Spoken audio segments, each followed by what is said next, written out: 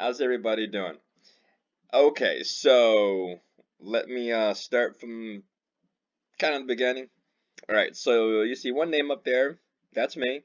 I'm in a private server because this game is just, for a lack of a word, really cool. I mean that's kind of how to sum it up. Right now, this is a really cool game. So I was introduced to this game, and at first I didn't like it because I'm more of a simulator type of guy. I like games where you build things. Like I like the game. Well, I can't promote games on another game, so I'm not gonna say what game it is. But role-playing games, first-person shooter type of games, I'm really not that good at it. Especially if it's a lot of keys on the keyboard. I'm not that good, and you have to use the mouse, and you have to use a directional pad. I'm not that good. It's just too much for it. It's just too much for me. But this game grabbed my attention. One, because it has a very good storyline. Now, it's based on a anime, cartoon, or comic book. I'm not really quite sure.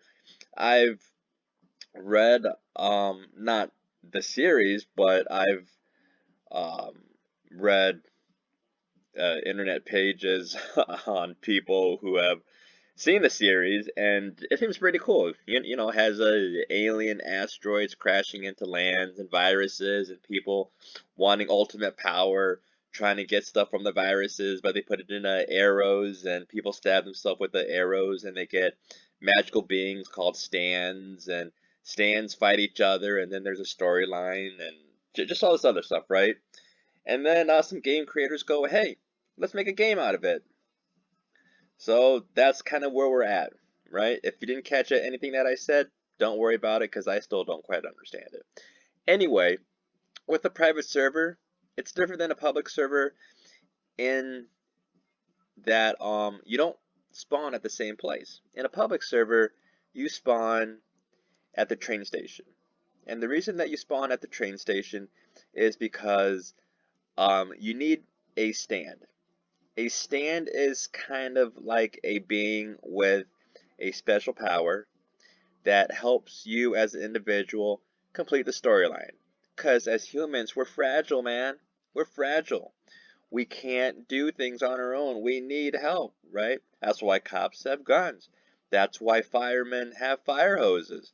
I mean, we can't do things on our own. We need help. So in this game, we need stands.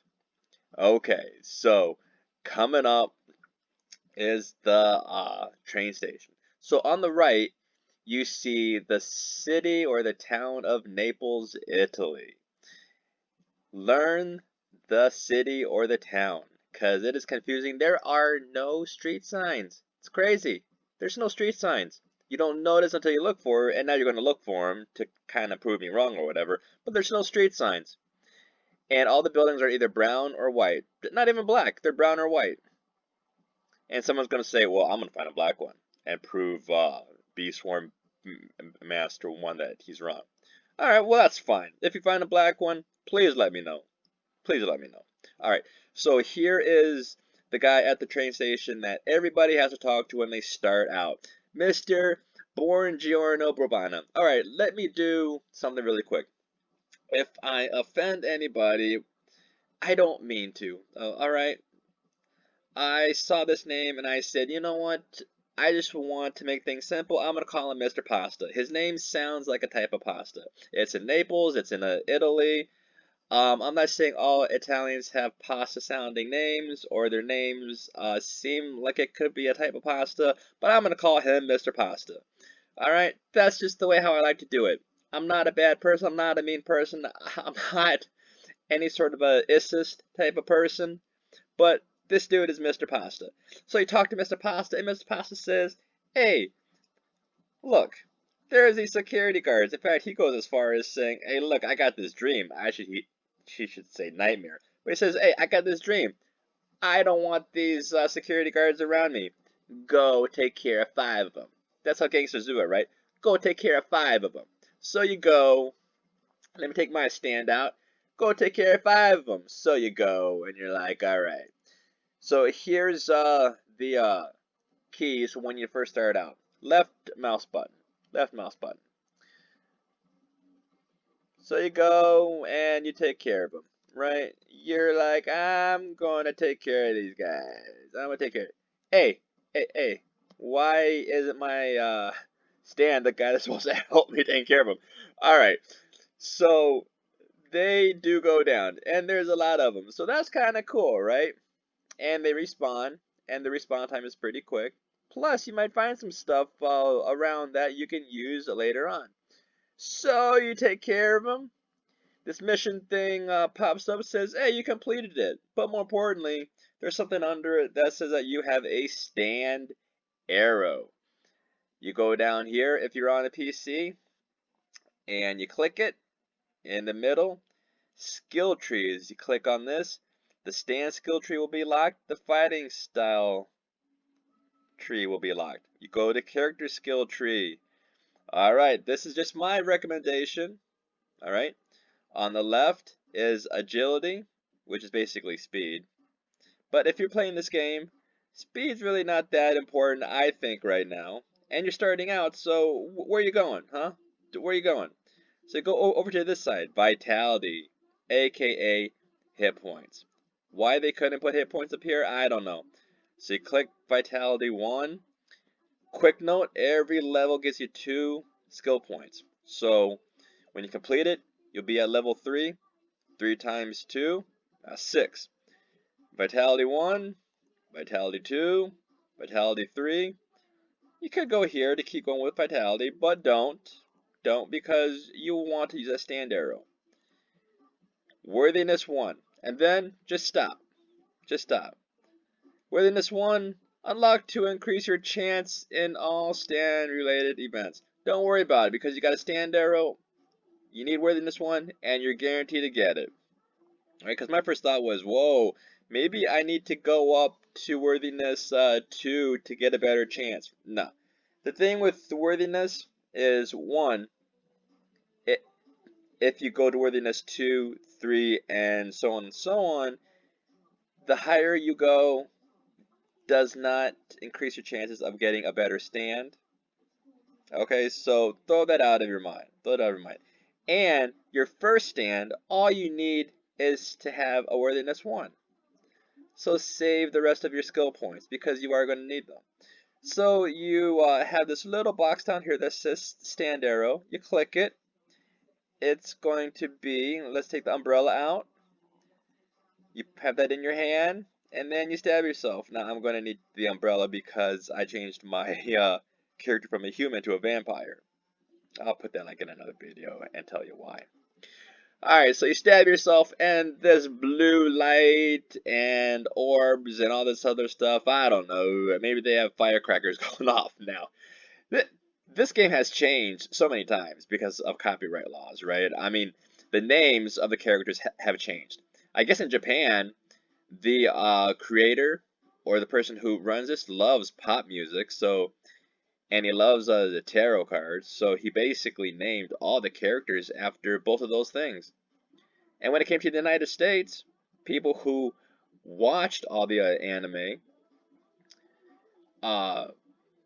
kind of had a problem. Not them, but, you know, uh, music bands and the tarot card companies and all this said, hey, look, these are our names, man. They don't belong to characters in the anime cartoons who took it from us.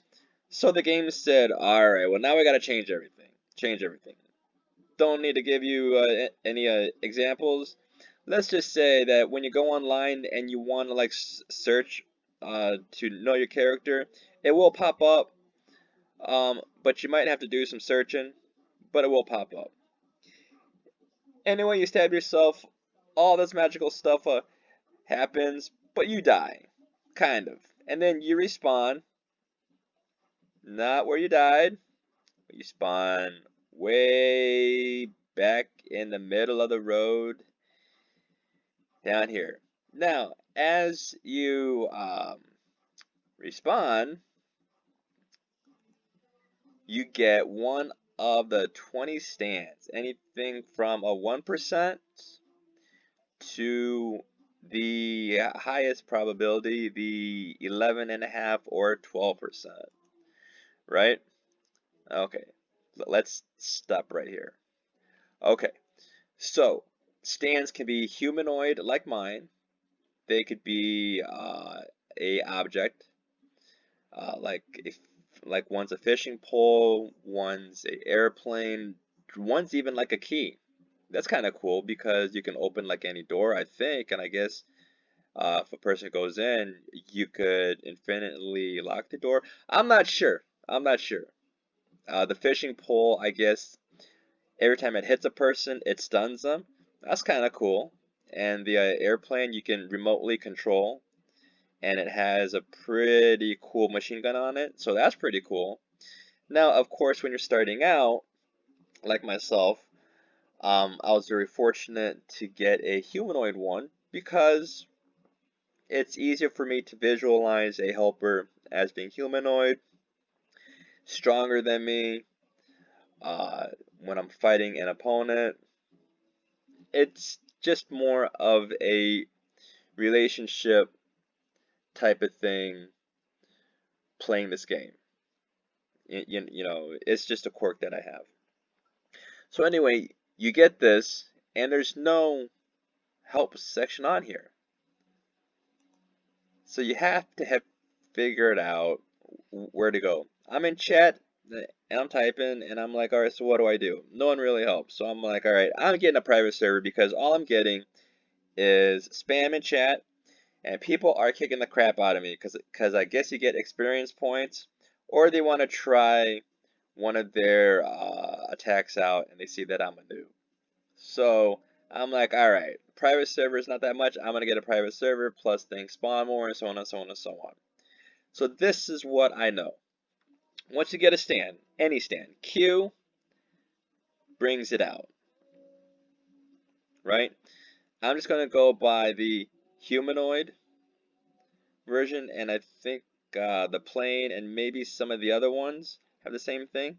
E does this type of attack for all the humanoids. With the airplane, I think it does the multiple bullets.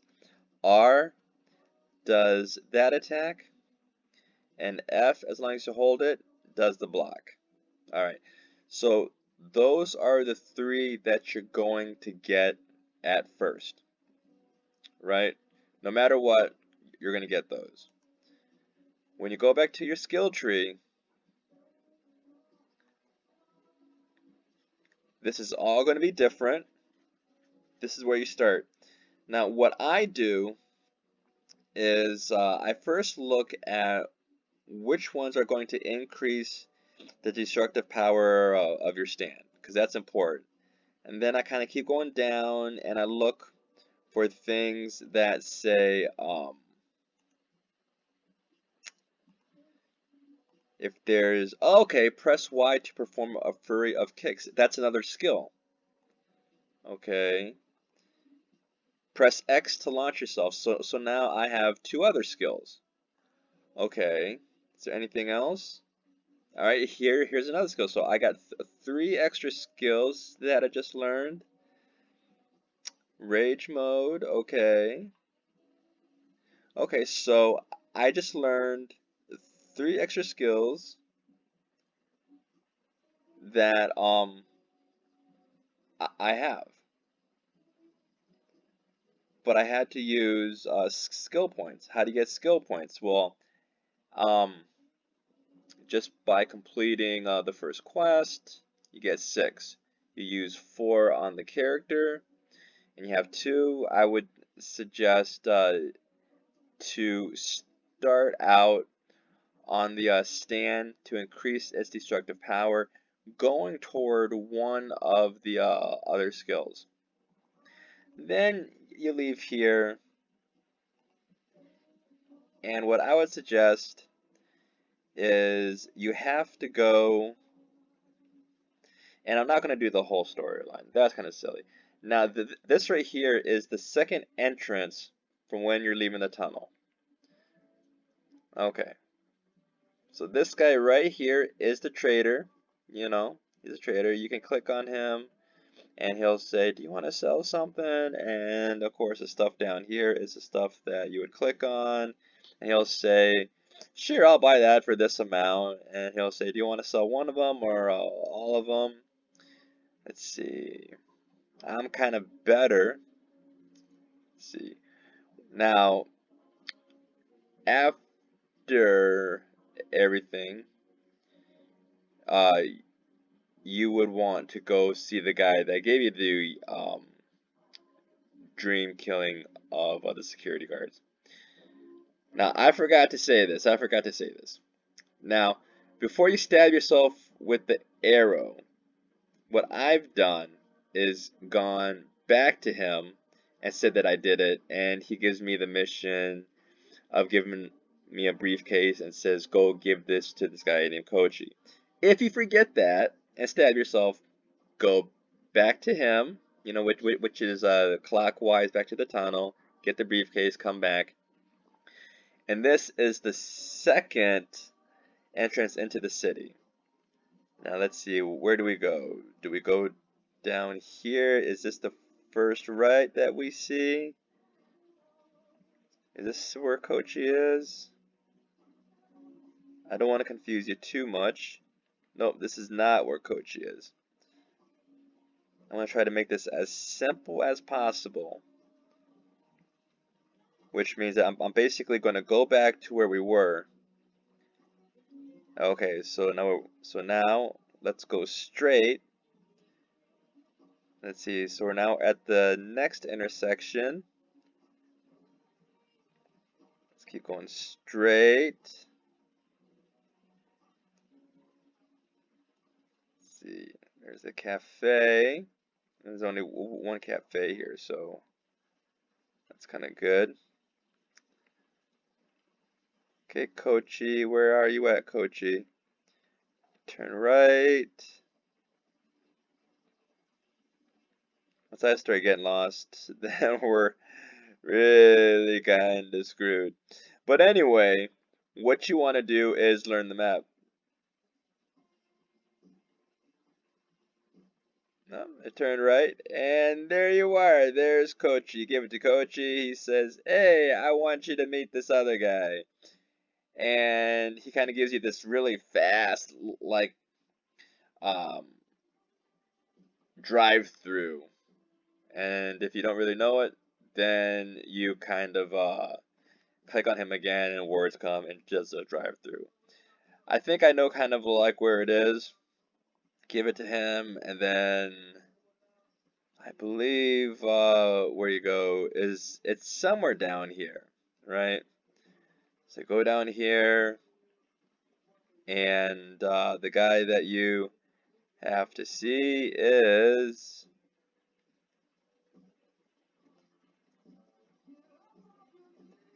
this guy, Mr. Pasta. Now, I don't know if this is the same Mr. Pasta or a brother of Mr. Pasta. I have no idea, because actually in this game, you have like one character, but it's in multiple places. I've tried to figure it out. I can't. He's like, problems after problems. Poor me. I want you to go beat up this guy. So this is actually kind of like the first guy that you fight. You beat him up, then you go back to him, and he goes, poor me. Problems after problems. I got this other guy that I want you to beat up.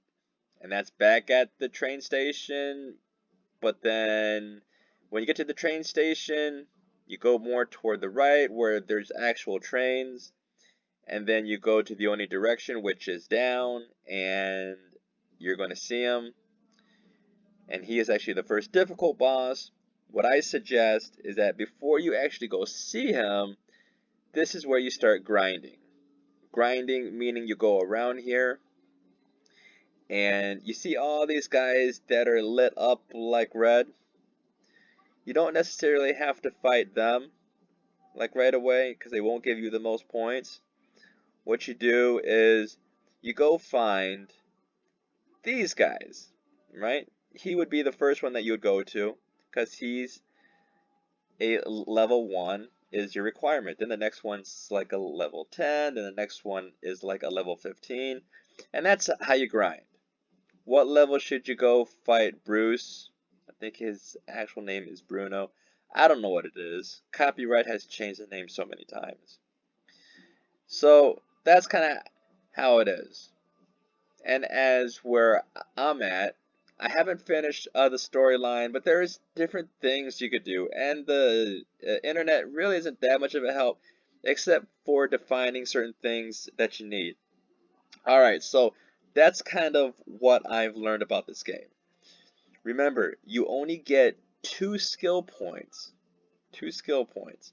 My suggestion for this is don't really worry about your speed. Worry about your hit points, but you don't need to max them out all at once. All at once. The sturdiness is for your blocking. This right here is your health regen, which basically means after you get the crap kicked out of you, how fast does it go back? So, you know, as this goes, this should go too.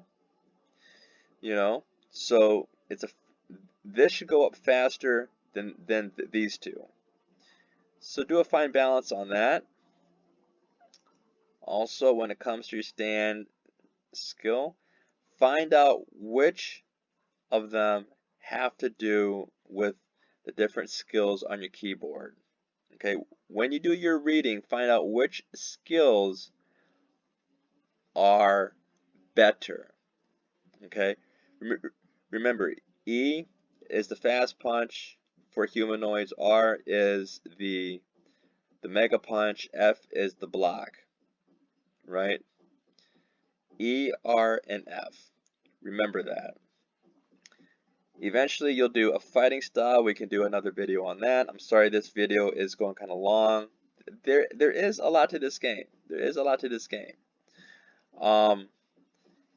Once you understand the basic mechanics, then you kind of get into fighting, combo skills. Don't overload yourself. Trust me, after like 4 days, you can kind of tell that I kind of know the map, but I still kind of get lost. I mean, for an Italian place, they only got one freaking pizzeria. So this is what I know about downtown. One pizzeria, one cafe, one arcade. If you kind of know where those are, you kind of got spots in your head of where this shop is. There's 2 Terrences. One has Kochi, one has like the corrupt police and Leaky Eye Luca and this other guy that you have to meet. There's another place that has one of the guys that you have to meet. There's like different locations that you're going to be very familiar with. There's places that you're going to visit like over and over and over again, and that doesn't even include going up to like the rooftops. Also, things like this are going to drop every once in a while. Things drop all the time. All the time. You'll see like in my inventory, things just rack up. Alright, well, I don't want to overload you guys. Just remember, if you have a humanoid stand, E, lot of punches, R, mega punch, F is block.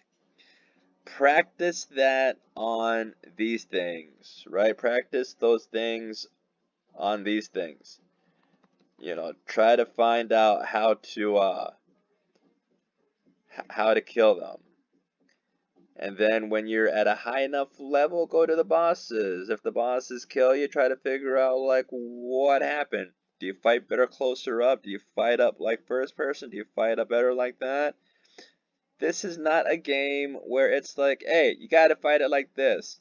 Fight it your own way. This game is definitely skill based. It's a role playing game. It's skill based. It's not like the other games where it's like a first person shooter, it's fast paced. You do it at your own. If you want to be my friend, be Swarm Master MSTR. That's how I do the Master 1. Friend me. You can go to my private server. We can play. I need to do one-on-one battles better. I miss a lot of my punches, a lot of my kicks.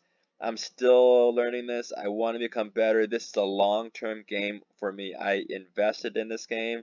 I'm not stopping anytime soon. Guys, take care. Bye.